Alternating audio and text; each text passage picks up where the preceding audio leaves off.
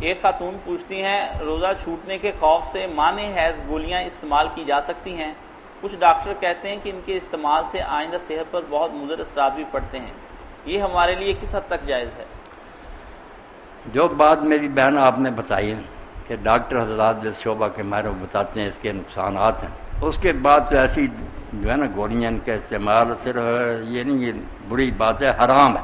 کوئی شاید انسانی جسم کو نقصان پہنچائے اس کا استعمال ہم نہیں کر سکتے، یہ ہمارے پاس امانت ہے، ہم یہ نہیں کہ جو جی چاہے کرتے پھریں۔ اسی لیے نشے حرام ہے، یہ مضر صحت چیزیں حرام ہیں، اللہ کی امانت ہے جسم، کیوں اس کو نقصان پہنچاتے؟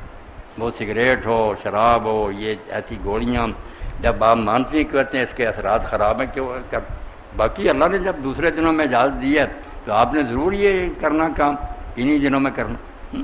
جی اب ان اماموں کا کیا کرے اور صحابہ کا کیا کرے جو کہتے ہیں بیمار اور مسافر اگر رکھ بھی لے گا تو گناہ الگ ہوگا، دوبارہ رکھنے پڑیں گے۔ اس نے کیوں یہ پکھنڈ بنایا؟